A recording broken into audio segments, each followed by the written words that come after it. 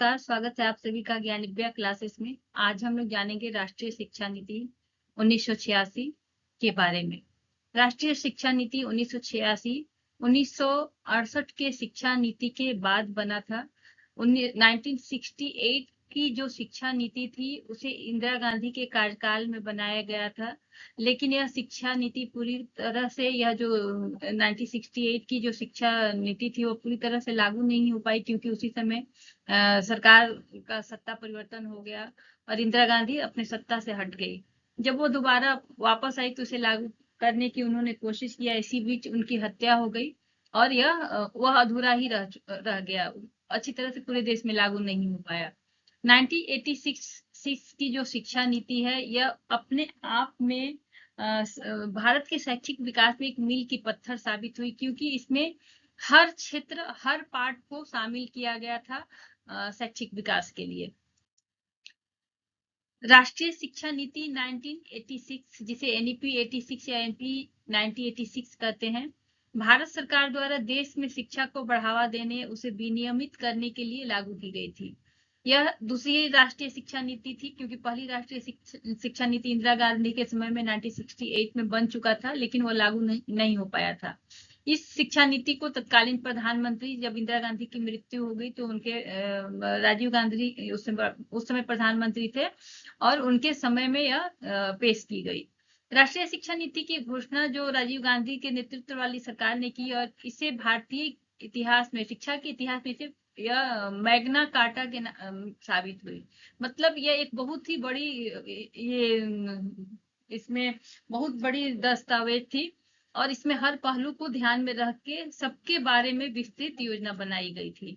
यह भारत की पहली ऐसी राष्ट्रीय शिक्षा नीति थी जिसमें नीति के साथ साथ उसके कार्यान्वयन की पूरी योजना भी प्रस्तुत की गई थी और हर वर्ग के लिए शिक्षा की व्यवस्था की गई थी, प्राइमरी से लेकर हायर एजुकेशन शिक्षा, गरीब बच्चों, स्त्रियों, समावेशी शिक्षा, सबका इस पे ध्यान दिया गया था और इसके लिए पर्याप्त साधन भी जुटाए गए थे। इस नीति में विशेष रूप से असमानताओं को दूर करने और शैक्षिक अवसरों को समान बनाने पर बल दिया गया था। खासकर भारतीय महिलाओं, अनुसूचित जनजाति जाति और समुदायों के लिए यह जो शिक्षा नीति थी वो वरदान साबित हुई।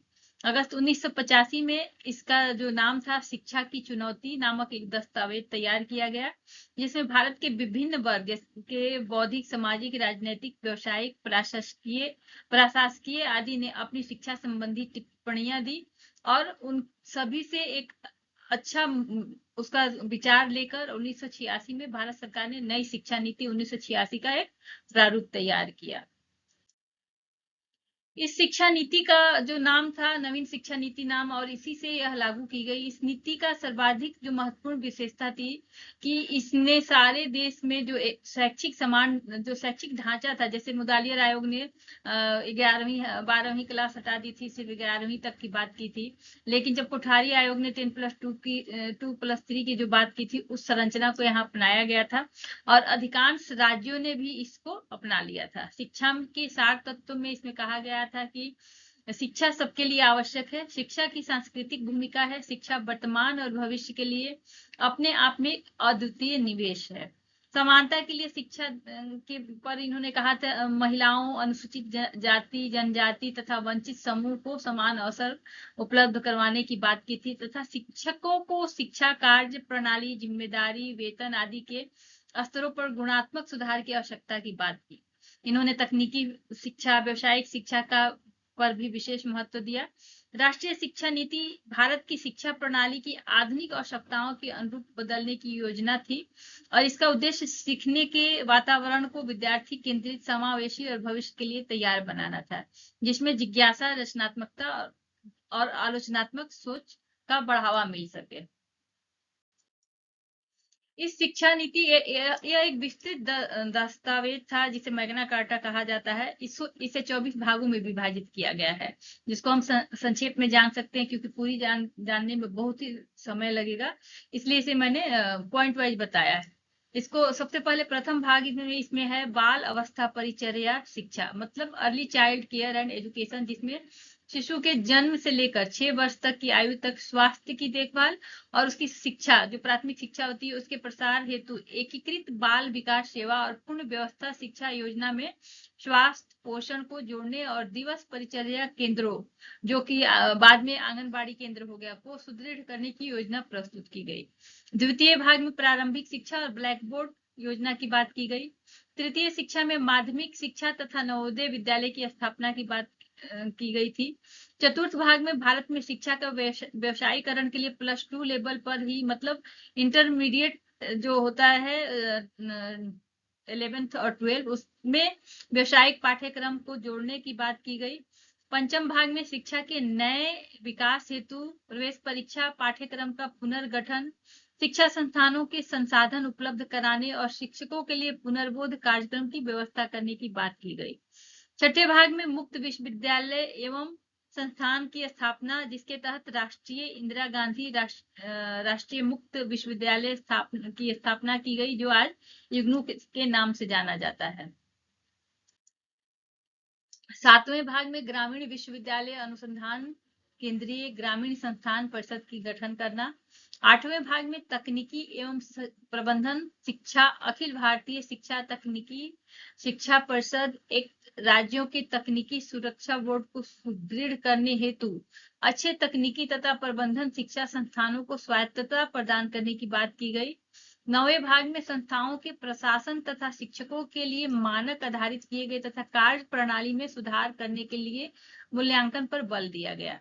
10वें भाग में उपाधियों को रोजगार से बल मिलता है एवं मानव शक्ति को नियोजन राष्ट्रीय प्रशिक्षण सेवा शुरू करने की बात की गई, जिससे क्षेत्र विशेष के रोजगार प्राप्त करने के लिए क्षेत्र विशेष के राष्ट्रीय परीक्षण में उत्पन्न होना आवश्यक होगा। 11वीं जो 11th है, उसमें ग्रामीण विभाग में अनुसंधान के तथा विकास तथा उच्च शिक्षा के पाठ्यक्रम को विकसित करने के लिए अनुसंधान की अधिसंरचना को सुधार करने हेतु तथा अनुसंधान हेतु प्रतिभाओं को खोज करने के लिए शिक्षकों तथा कार्यरत शिक्षकों को अनुसंधान में अधिक से अधिक औसत सुलभ कराने के लिए, मतलब उनको सहयोग करने की योजना प्रस्तुत की गई। 12वें भाग में महिला समानता के लिए शिक्षा, बालिकाओं के लिए अलग से स्कूल और कॉलेज खोलने की बात की गई। उन्हें अधिक से अधिक छात्रवृत्ति की व्यवस्था करने की बात की गई और शिक्षकों की नियुक्ति में महिलाओं की वरीयता देने की योजना प्रस्तुत की गई।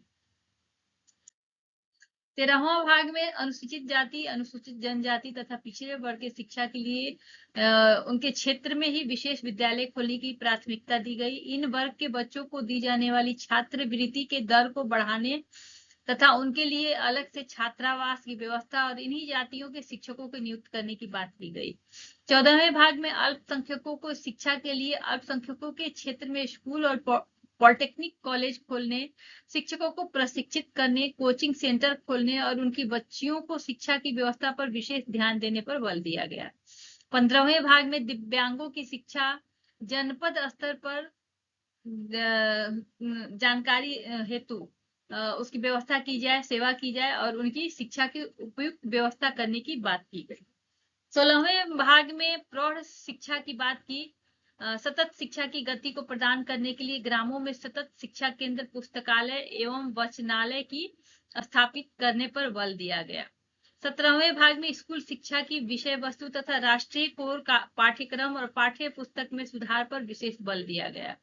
18वें भाग में मूल्यांकन प्रक्रिया तथा परीक्षा सुधार पर बल दिया गया। केवल 10 तथा 12 कक्षाओं के अंत में सारणी परीक्षा करके सतत मूल्यांकन करने और अक्षर ग्रेड प्रणाली अपनाने की बात कही गई। साथ ही राष्ट्रीय प्रशिक्षण सेवा शुरू करने की भी बात की गई। 19वें भाग में युवा तथा खेल शारीरिक शिक्षा को सम्मिलित करने पर बल दिया गया। 20वें भाग में शिक्षा विकास, आधुनिक भारतीय भाषाओं के विकास और हिंदी को संपर्क भाषा के रूप में विकसित करने के लिए आर्थिक सहायता देने की वादा किया गया। 21वें भाग में सांस्कृतिक परिप्रेक्ष्य में सांस्कृतिक कार्यक्रमों के ऊपर चर्चा को स्वीकार किया गया ताकि व्यक्ति संस्कारवान बन सके। 22वें भाग में संचार साधन तथा शैक्षिक तकनीकी में शिक्षा, रेडियो, टेलीविजन, कंप्यूटर एवं ओवरहेड प्रोजेक्टर आदि की प्रयोग की संस्तुति दी गई।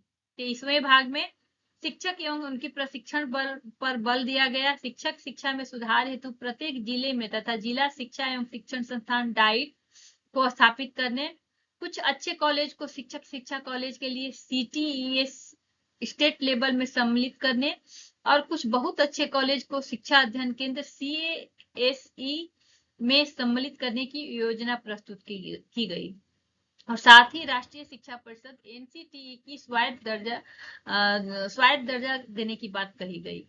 24वें और अंतिम भाग में शिक्षा का प्रबंध मानव संसाधन मंत्रालय, जो कि आज इसका नाम बदलकर शिक्षा मंत्रालय हो गया है, को सुसंस्कृत करने तथा प्रशासन को विकेंद्रीकरण करने और भारतीय शिक्षा सेवा शुरू करने और जिला शिक्षा परिषद को गठन करने की योजना प्रस्तुत की गई।